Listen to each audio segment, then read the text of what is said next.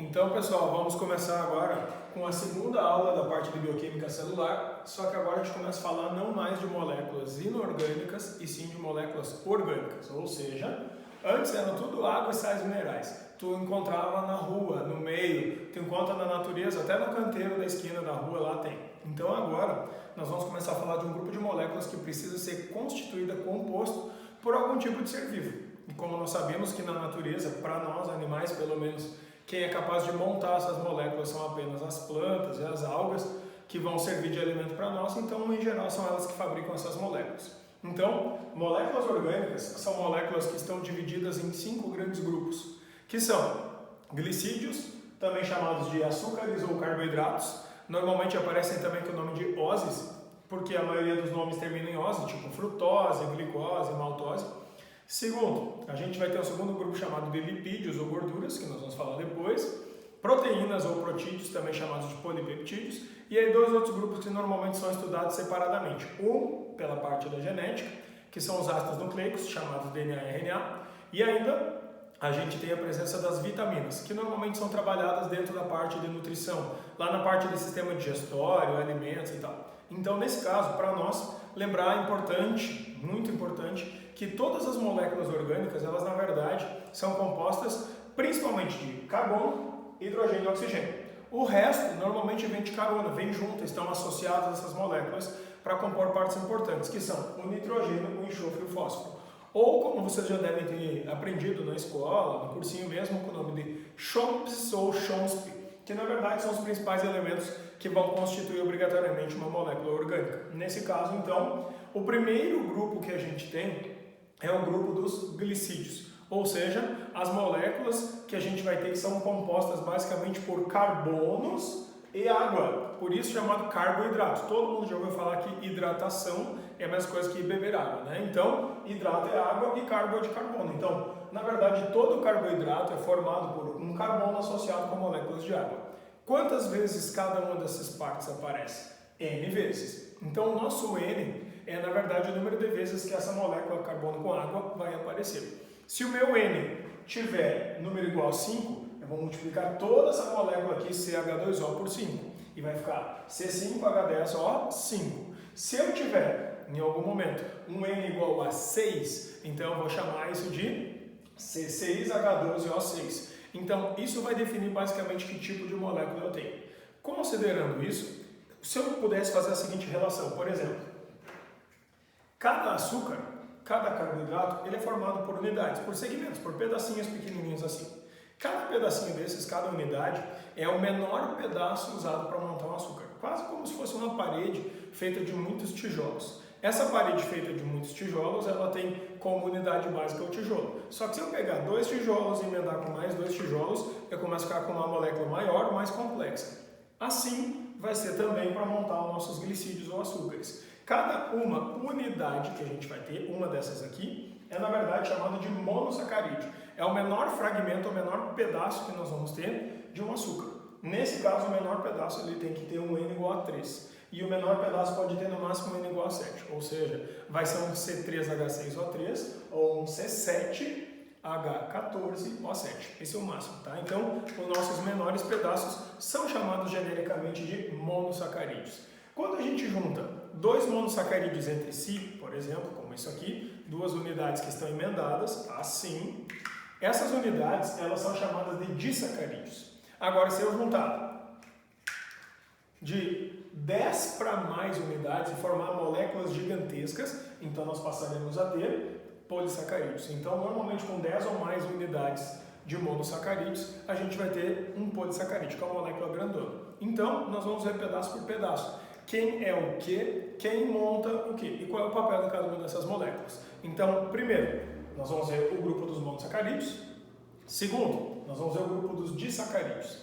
O disacarídeo, na verdade, ele é um grupo que está dentro de 2 a 10 moléculas. Uma molécula só, um monossacarídeo. De 2 a 10 a gente chama de oligosacarídeo, que significa poucos açúcares. Só que o disacarídeo é o grupo mais importante desses de 2 a 10, que é só 2. Esse é o grupo que vocês realmente têm que saber, por isso que nós vamos falar em especial dos disacarídeos. E depois nós vamos ver como se montam e quais são os polissacarídeos, que são as moléculas gigantes feitas de muitas e muitas unidades de monossacarídeo, certo? Então, em primeiro lugar, o menor pedaço de todos que nós temos chama-se monossacarídeo. O monossacarídeo ele vai ser dividido então por açúcares são compostos por 5 carbonos, ou seja, que nós multiplicamos a molécula por 5, que vai ser chamado genericamente de pentose. Então, pentose porque tem 5 carbonos. Aí, tu vai multiplicar toda a molécula por 5. Então, vai virar um C5H10O5 ou C5H10O4. Alguém pode pensar, tá, mas como é que saiu esse 4 multiplicando dá errado? Então, a questão é histórica, é a seguinte. A gente sabe que o correto seria C5H10O5. Só que por muito tempo na natureza foi só isso que existiu. Um açúcar chamado de ribose, que é usado para montar a molécula de RNA, que vocês devem lembrar que é um material genético. Só que aí, o que acabou acontecendo foi que por muitos e muitos anos, milhões, provavelmente bilhões, a gente teve somente o RNA existindo porque só tinha ribose. Então, por algum tipo de evento da natureza, que a gente não tem certeza exatamente de qual foi, mas pode ter sido radiação, por exemplo, aconteceu a perda de um oxigênio da molécula de C5H10O5, e aí, por causa dessa perda, a molécula passou a ser C5H10O4 e, portanto, então, deixou de ser apenas uma ribose e virou uma desoxi, ou seja, tiramos um oxigênio, por isso chamado desoxirribose. Então, é como se na natureza tivesse acontecido o seguinte: por muitos e muitos anos, nasceu e existiu apenas a molécula que deu origem para o RNA. E o RNA era a molécula mais importante de todos que nós tínhamos na natureza. Então, em algum determinado momento, aconteceu essa mutação celular que roubou esse oxigênio e criou a desoxirribose. Assim surgia o DNA. Então, antes do DNA existir, a gente chamava isso de mundo do RNA, que era quando o RNA era a molécula mais importante e mais complexa, e ele é que coordenava as atividades genéticas. Assim que surge, então, a desoxirribose e passa a existir o DNA ele mais ou menos como se chegasse assim para o RNA. Fica tranquilo que agora, a partir daqui, eu assumo como a molécula mais importante e tu faz os papéis secundários. E o RNA, beleza, tudo bem, pode ser assim. Só que lógico que isso aí depende basicamente da química, né? Então, a partir do momento que surge a desoxirribose, portanto o DNA começa a ter uma molécula um pouquinho diferente, que é aquela em fita dupla, que se enrola e tal, e passa a fazer a coordenação genética celular. Importante lembrar, essas pentoses, ou seja, esses carboidratos com o N igual a 5, onde a gente vai ter C5H10O5 ou C5H10O4, eles não montam mais nada, eles só se associam para formar um material genético. Eles não podem se ligar entre si, uma pentose com outra pentose. Isso para nós não é comum acontecer. Agora, quando a gente começa a falar de açúcares ou moléculas que apresentam 6 carbonos, aí sim. Esses de 6 carbonos, chamados de hexoses, na verdade são moléculas que a gente vai pegar e fazer toda a molécula aquela do CH2O multiplicada por 6, aí então vai ser C6H2O6. Só que esse C6H2O6, ele pode na verdade ser construído de formas distintas, porque eu posso pegar, por exemplo, e reorganizar as minhas moléculas no espaço fazendo isso aqui. Tiro essa daqui e boto aqui, tiro essa daqui, por exemplo, e boto aqui. Mudou de formato, eu continuo usando exatamente os mesmos pedacinhos. Significa que se eu pegar esses carbonos, hidrogênios e oxigênios e reposicionar eles na natureza, deixar eles diferentes no espaço, eu posso transformar de uma molécula em outra, mesmo usando exatamente os mesmos pedaços. Quando isso acontece, a gente chama lá na química de isomeria. Então nós temos, com as hexoses, por causa do reposicionamento atômico no espaço, nós temos 3 isômeros, chamados glicose, que está na maioria dos carboidratos que a gente consome, praticamente todos. Segundo, frutose, que normalmente vai ser encontrado nos frutos, é um dos responsáveis por aquele cheirinho adocicado que as frutas têm, tipo no abacaxi.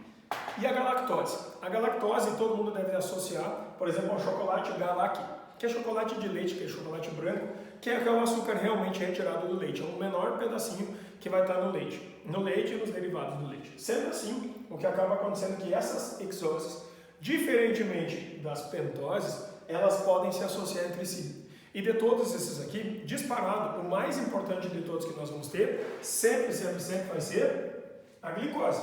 Justamente por causa disso, essa glicose pode se associar com a frutose, com a galactose ou com ela mesma.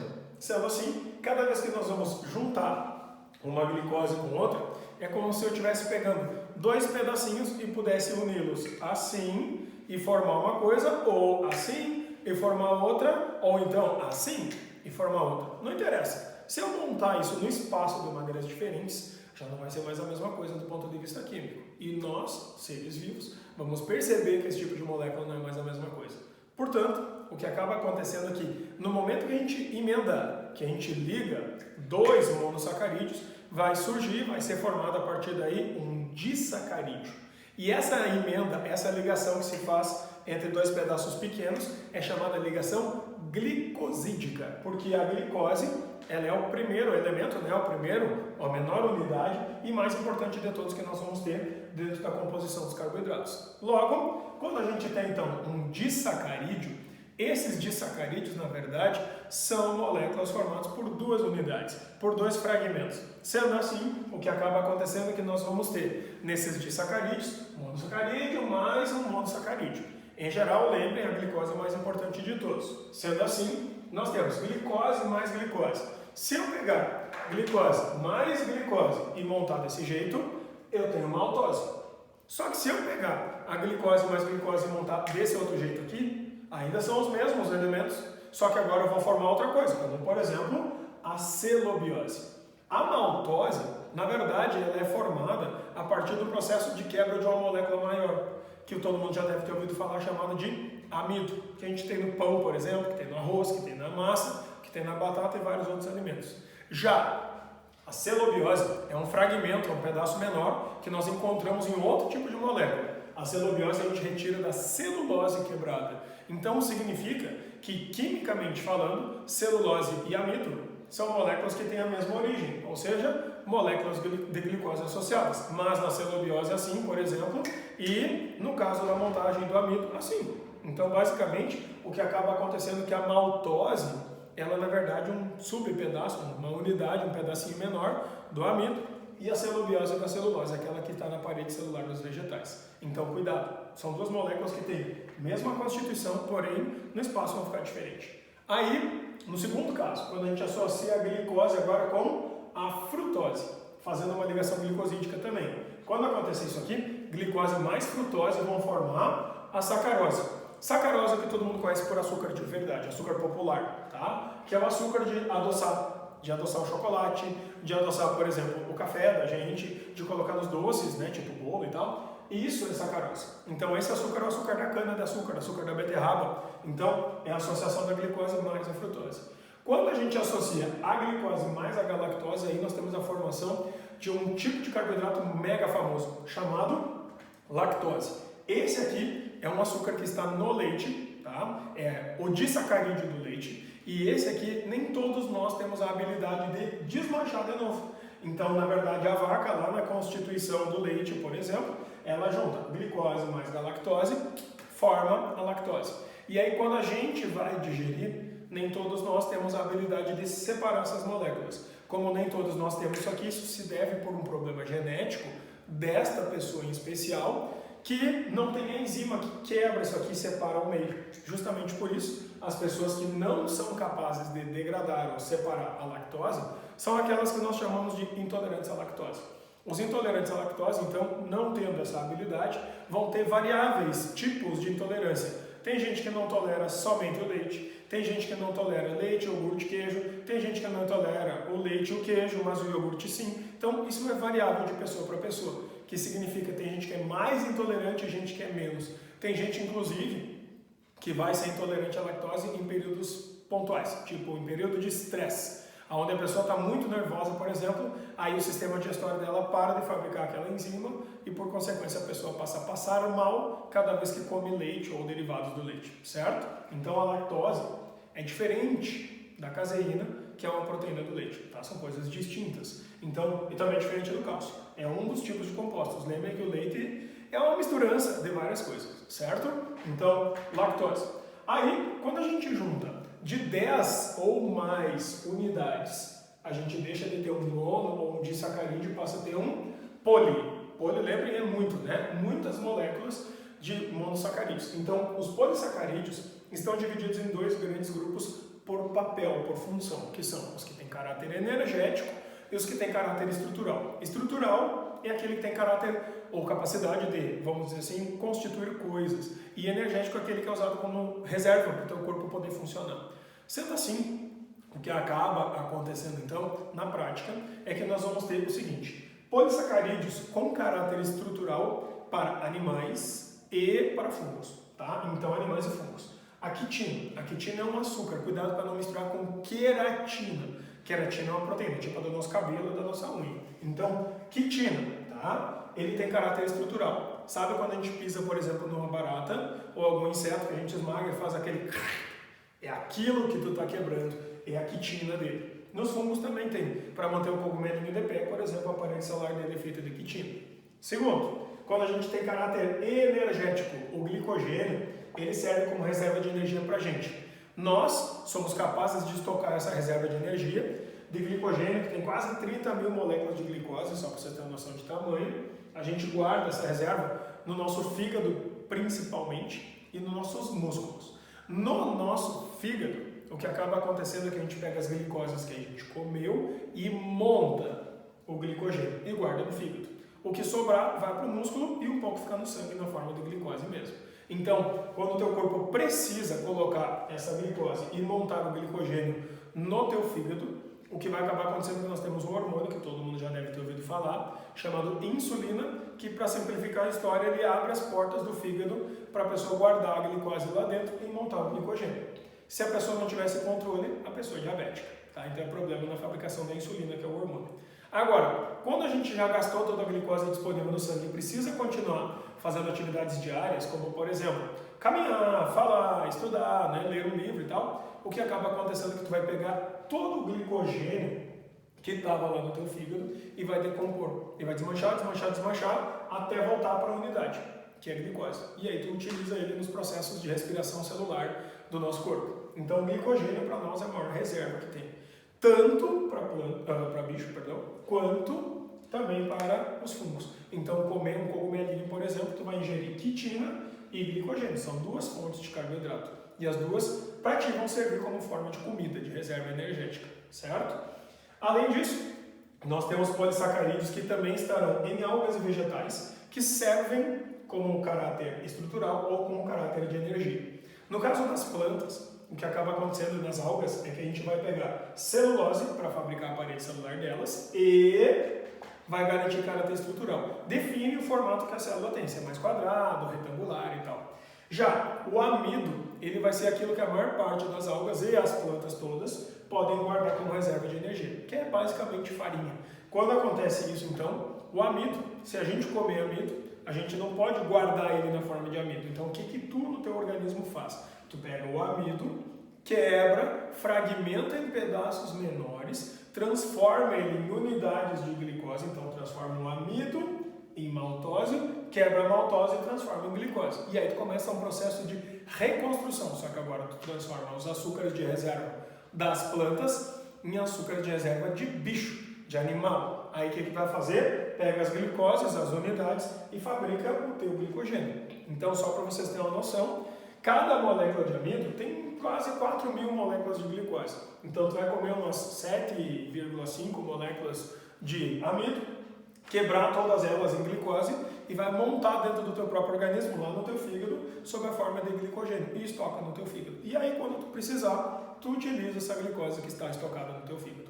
Logo, sabemos então que existem dois principais papéis para as moléculas de carboidratos, que são ou o papel de reserva energética, seja para planta ou seja para bicho, e ainda a gente vai ter o papel estrutural, seja para planta ou seja para bicho. Então, o carboidrato, o açúcar, é a primeira fonte de energia que o teu corpo vai buscar sempre que ele está precisando de alguma fonte de energia. Sendo assim, o que acaba acontecendo é que o nosso organismo, ele precisa de energia o tempo inteiro. É como se tivesse um carro, tem que ficar abastecendo diariamente. Só que o teu corpo ele trabalha com duas fontes de energia. A primeira são os carboidratos, a primeira são os açúcares, tá? Todos esses aqui.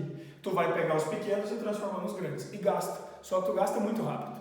Só que quando tu consumir açúcares demais, o teu corpo não tem como segurar todos eles. Então o que acaba acontecendo é que para a gente não perder todos esses açúcares aí, a gente transforma para um segundo tipo de molécula.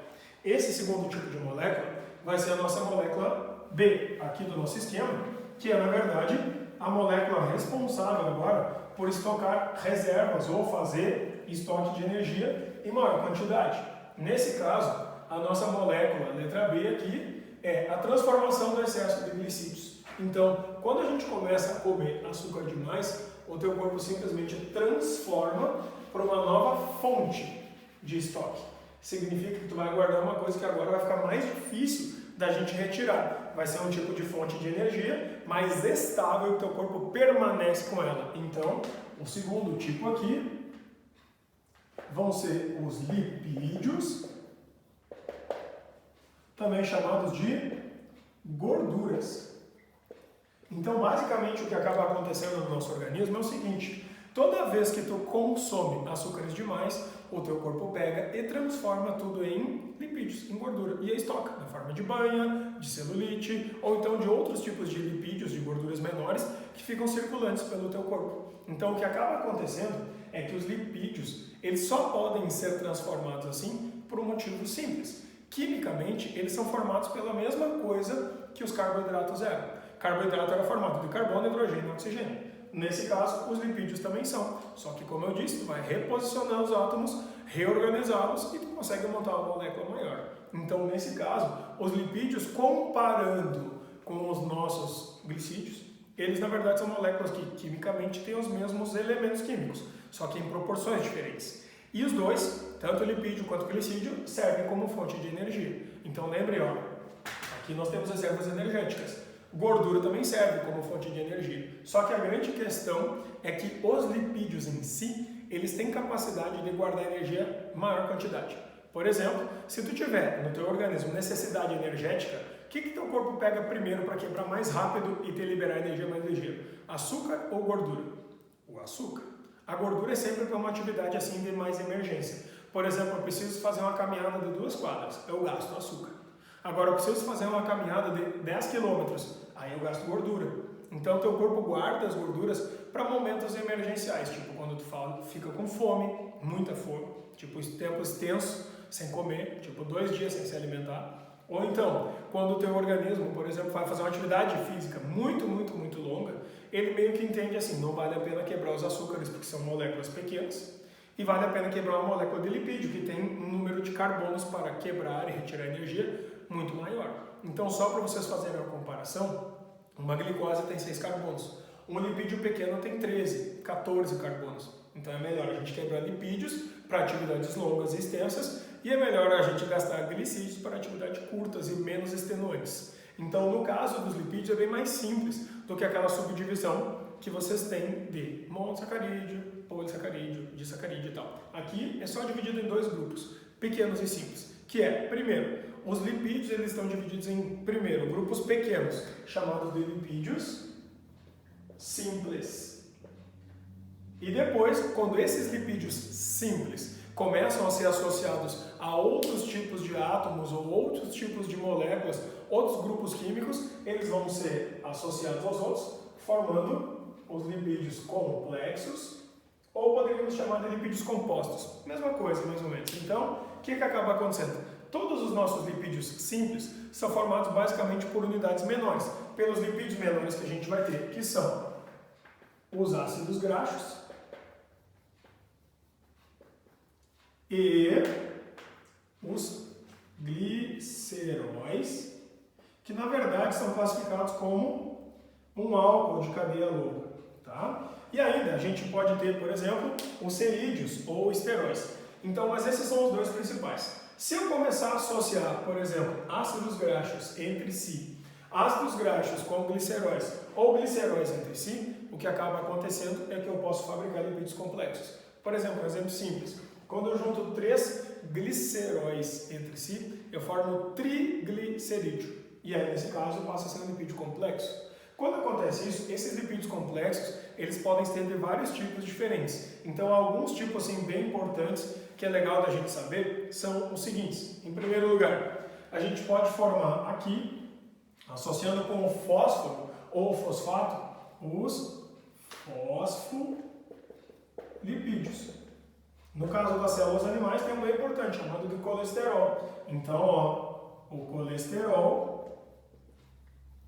que é quando a gente tem, por exemplo, na associação de lipídios complexos, a formação de uma lipoproteína. Então, lembre que o colesterol está dividido em HDL, LDL e VLDL, que significa das siglas do inglês lipídio de alta densidade, lipídio de baixa densidade e lipídio de muito baixa densidade.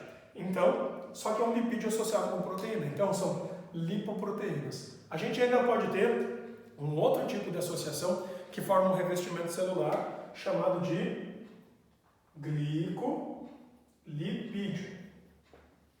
Nesse caso aqui, os glicolipídios também são moléculas compostas, são lipídios compostos. A gente pode ter alguns casos de hormônios, por exemplo, e também um outro grupo bem importante, que são as vitaminas. Só que quando a gente tem vitaminas desse grupo aqui, a grande questão é que os lipídios, eles vão acabar fazendo um papel de complemento na nossa alimentação. Então, os lipídios, ao contrário dos glicídios, eles acabam sendo utilizados para finalidades distintas. A única coisa que é comum para os dois é justamente o fato da gente poder utilizar os dois como fonte de reserva energética.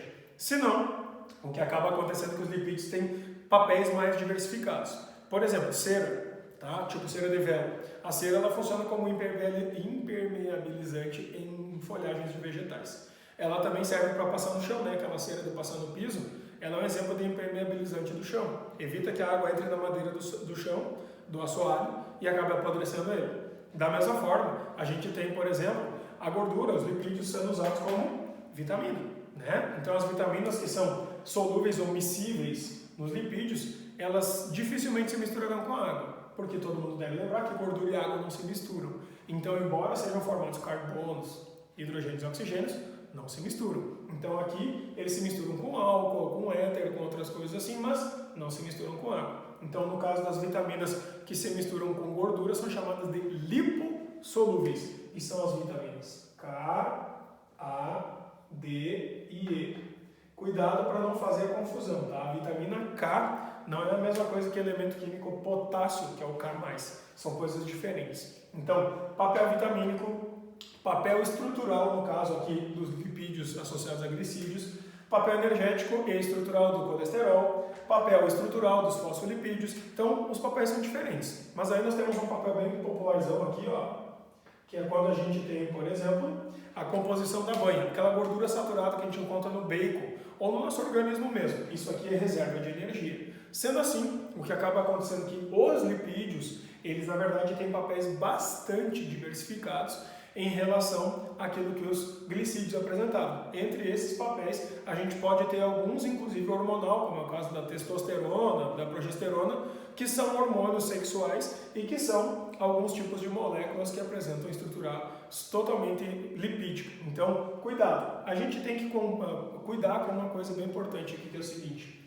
Os lipídios são moléculas de cadeias carbônicas muito mais longas. Tá? Em vez de ter 6 carbonos, vai ter normalmente lá 18, 20, 40, né? Muito mais carbono. Quanto maior o número de carbonos, mais lugares tu tem para quebrar as moléculas orgânicas. Logo, maior quantidade de energia elas vão disponibilizar para a gente. E aí isso permite também que elas possam desempenhar outros tipos de papéis, como por exemplo estrutural, hormonal e assim por diante, certo? Então, cuidado com esses dois grupos moleculares, porque eles são bem importantes, principalmente no quesito produção de energia e aí depois as outras funções. Então, essa é a segunda parte que nós vamos ter dos compostos da bioquímica celular. Agora nós temos um terceiro pedaço ainda para ver, né? Que vai ser a parte das proteínas e das enzimas, que é o terceiro grupo que a gente vai ver na sequência, certo?